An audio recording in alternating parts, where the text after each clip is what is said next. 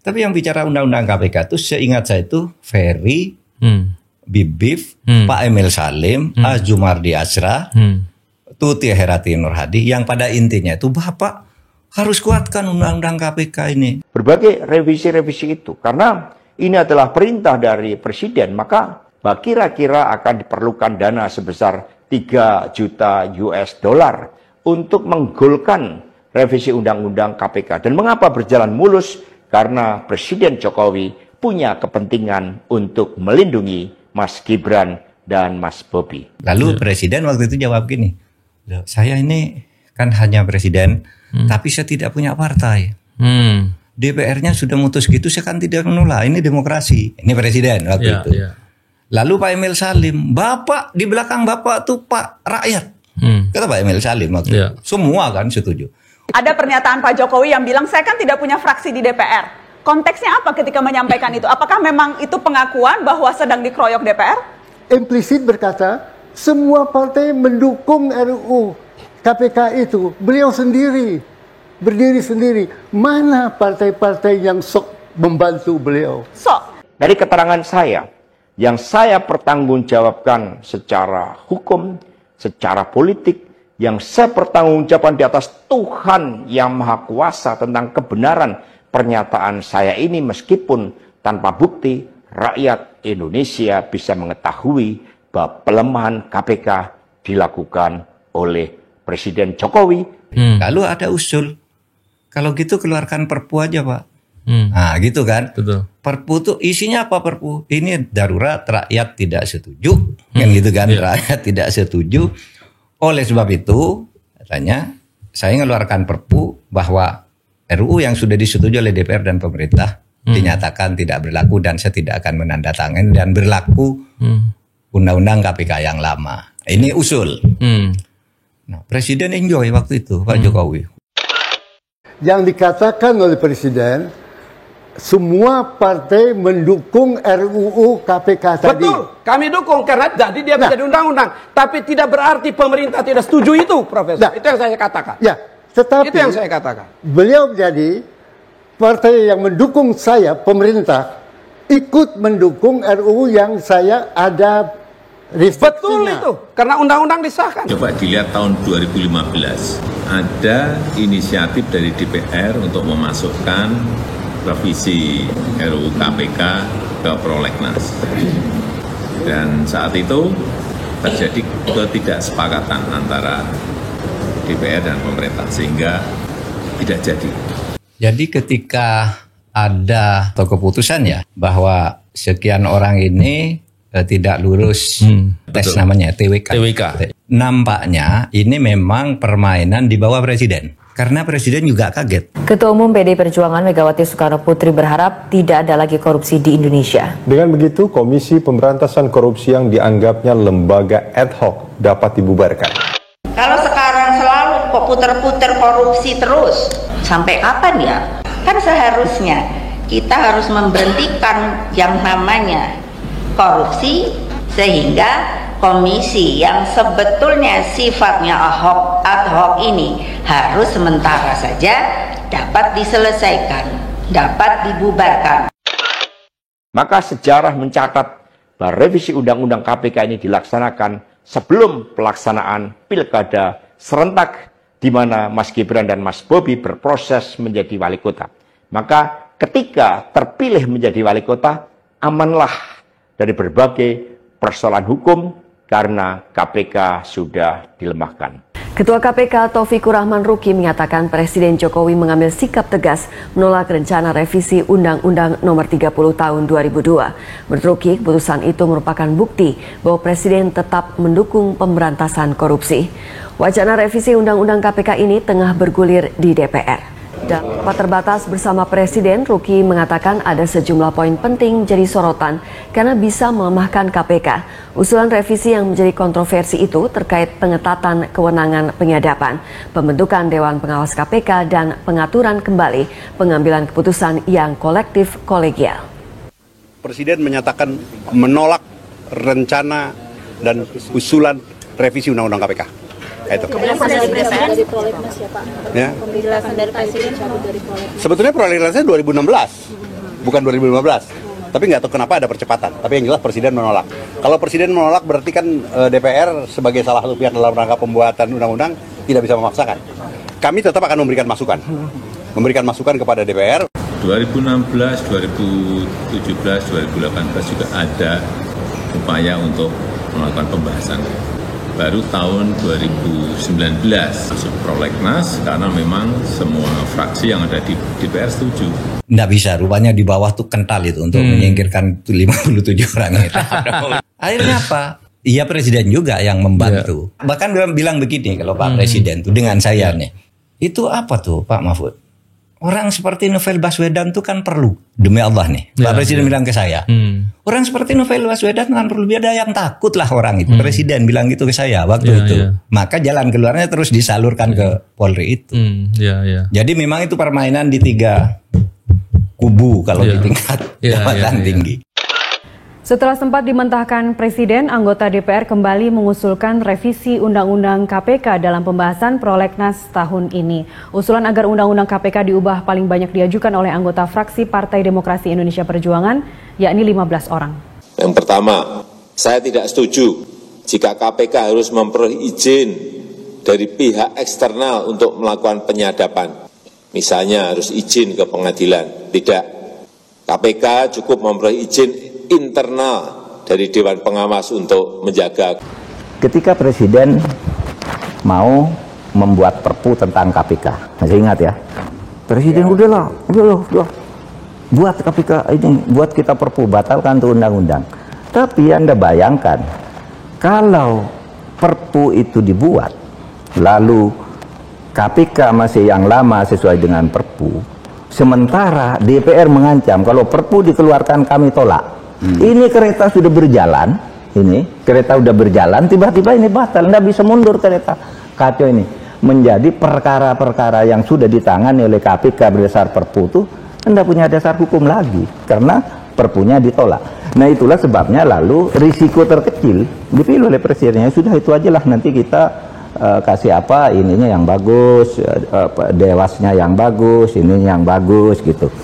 Ya surprise-nya itu kalau sudah semua fraksi menyetujui, semua fraksi di DPR setuju, ya Presiden kalau tidak musuhan dengan semua fraksi dong. Politiknya harus dilihat seperti itu. Tapi bukan dari sini. Bukan saya ngejar-ngejar. Bukan itu. Kamu dilihat itu, dicek.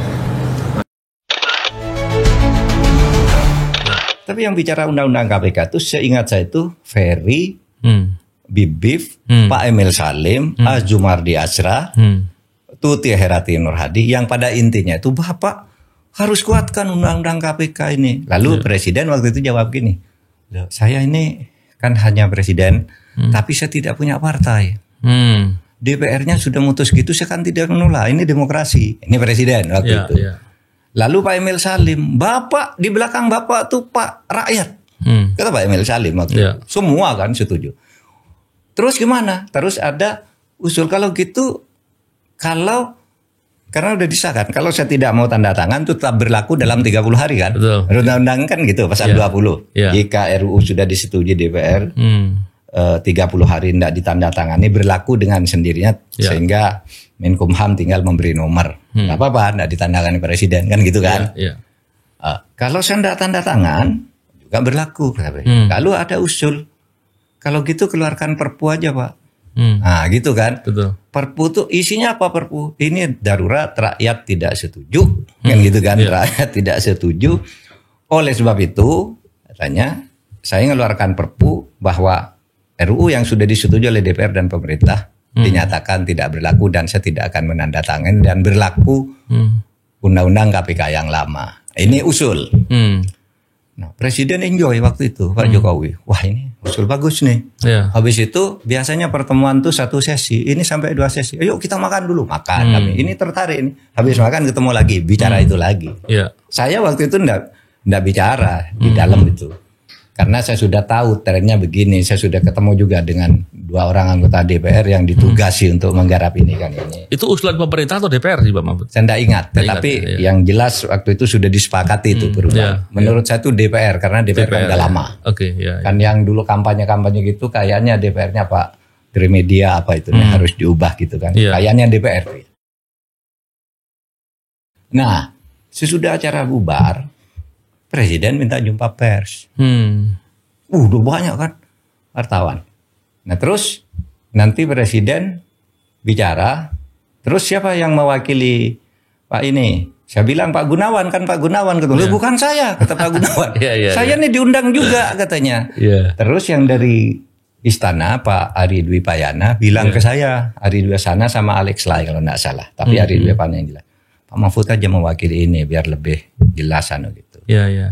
Jadi saya jadi juru bicara mendadak. Nah, saya mau bicara apa? Saya bilang kesimpulannya ndak ada. Terus Presiden bicara duluan. Saudara, saya ketemu dengan tokoh-tokoh masyarakat ini, tokoh bangsa.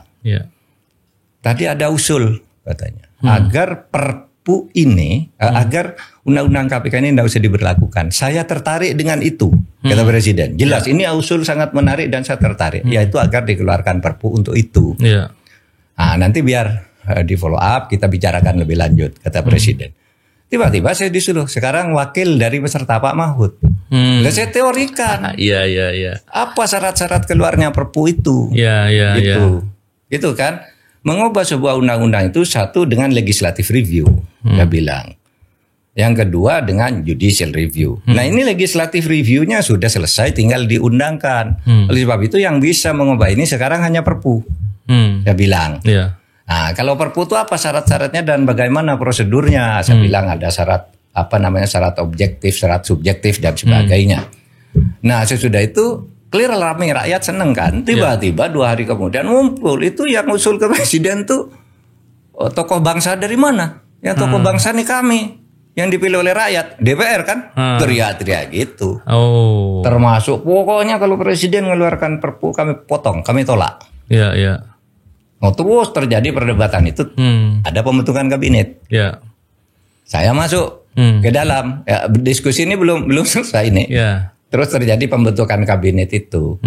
Nah, pada akhirnya Presiden tidak mengeluarkan Perpu dan ketika saya sudah di dalam juga tidak pernah dibicarakan lagi kemungkinan Perpu itu. Karena terus diundangkan diberi nomor.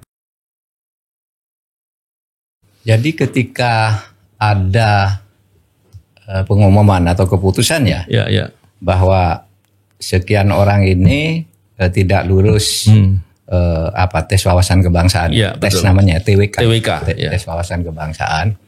Saya ditelepon oleh menteri yang terkait, Pak, keputusannya gini, 57 orang ini diberhentikan tidak memenuhi syarat lagi dari sudut kebangsaan. Ini syarat bagi setiap PNS. Loh ini kan udah lama. Saya bilang udah lama, kenapa sekarang? Enggak gitu keputusannya gitu. Nampaknya ini memang permainan di bawah Presiden. Karena Presiden juga kaget seperti yang Bapak sebut tadi. Presiden jangan gitu dong. Saya dipanggil. Pak Mahfud gimana nih soal? Pak, menurut saya sama dengan Bapak. Ini enggak boleh orang diberhentikan. Sekian tahun kan tinggal alih fungsi aja betul. Gitu kan, alih status saja saya bilang. Langsung itu kan dijadikan PNS karena sudah dites lama, sudah bekerja lama kan itu lalu dites lagi kayak pegawai mau daftar saya bilang. Terus gimana prosesnya? Menurut undang-undang Bapak adalah penguasa tertinggi untuk masalah kepegawaian ini. Pejabat tertinggi untuk menentukan orang yang boleh diangkat atau tidak. Semua itu kan delegasi Bapak. Kalau Bapak mau batalkan aja tuh TWK. Oh ya udah. Kan ramai lagi besoknya mau membatalkan TWK, istana juga Presiden bersuara gitu kan. Hasil tes wawasan kebangsaan terhadap pegawai KPK hendaknya menjadi masukan untuk langkah-langkah perbaikan KPK, baik terhadap individu-individu maupun institusi KPK, dan tidak serta-merta dijadikan dasar untuk memberhentikan 75 pegawai KPK yang dinyatakan tidak lolos tes.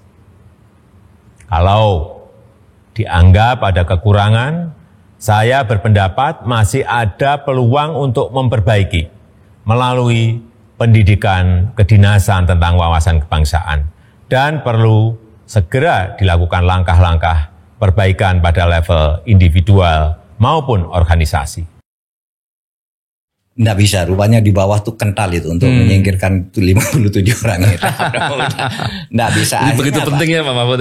Iya, akhirnya apa? Iya, presiden juga yang membantu Pak Pratik dan saya dipanggil. Itu dicarikan jalan keluar. Udah Pak, akhirnya apa? Kita tawari untuk jadi PNS di tempat lain, gitu kan? Nah, saya dengar sesudah atau sebelum itu Pak Presiden mengambil Kapolri, ambil aja, ditempatkan di Polri aja, tetap sebagai PNS dan bakat lama, tapi fungsinya silahkan diatur. Nah itu kami masih berdebat juga, gitu. Ini 57 orang ini kan die hard ini, orang-orang bagus. Saya bilang, apakah mereka mau nanti? Saya bilang, saya panggil tuh Febri Diansyah itu yang datang ke rumah saya. Anda minta ini, saya bisa perjuangkan. Tapi kalau mereka tidak mau kan saya yang malu. Saya bilang, Anda bisa menjamin enggak? Saya bilang bahwa anak-anak ini 57 orang mau. Kalau kita tahu ini lalu mereka, saya tidak mau kan kami yang terpukul. Saya bilang, Febri Diansyah waktu itu, ya kami yakin sebagian besar Pak. Karena ini orang juga baik-baik ini diperlukan gitu.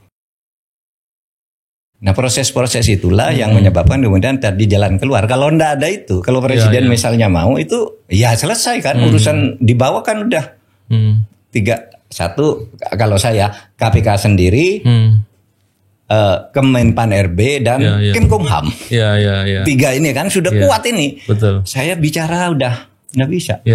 Saya sudah bicara dengan mereka. Nah lalu presiden itu kan yang ini harus diselamatkan, jangan karena bahkan bilang begini kalau Pak Presiden tuh dengan saya nih. Itu apa tuh Pak Mahfud?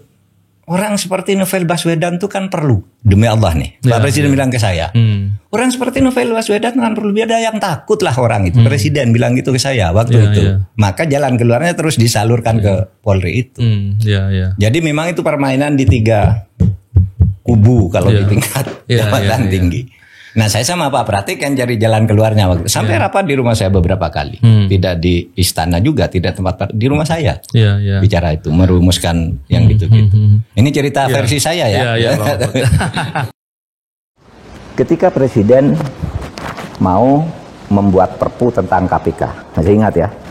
Presiden udah buat KPK ini, buat kita perpu, batalkan tuh undang-undang. Tapi Anda bayangkan kalau perpu itu dibuat, lalu KPK masih yang lama sesuai dengan perpu, sementara DPR mengancam kalau perpu dikeluarkan kami tolak. Ini kereta sudah berjalan, tiba-tiba ini batal, nggak bisa mundur kereta. Kacau ini, menjadi perkara-perkara yang sudah ditangani oleh KPK berdasar perpu itu nggak punya dasar hukum lagi, karena perpunya ditolak. Nah itulah sebabnya lalu risiko terkecil dipilih oleh presidennya, sudah itu aja lah, nanti kita kasih apa ininya yang bagus, dewasnya yang bagus, ini yang bagus gitu. Nah kadang-kala orang ndak tahu ya, presiden tuh pikirannya gitu, udah mau dulu mengeluarkan perpu, tapi begitu perpu dikeluarkan, Arsul Sani dari DPR dan kawan-kawan, kalau perpu dikeluarkan kami tolak nanti. Nah ini udah jalan ditolak, kan kacau negara ini. Sama juga ketika orang ribut pemecatan siapa itu, Novel Baswedan kan, dipecatkan, udah selesai. Tapi Anda nggak tahu, itu sebenarnya kalau secara hukum udah selesai itu. Tapi Presiden bilang begitu kepada saya, kepada Pak Pratik, kenapa ya kok orang seperti Novel Baswedan dipecat?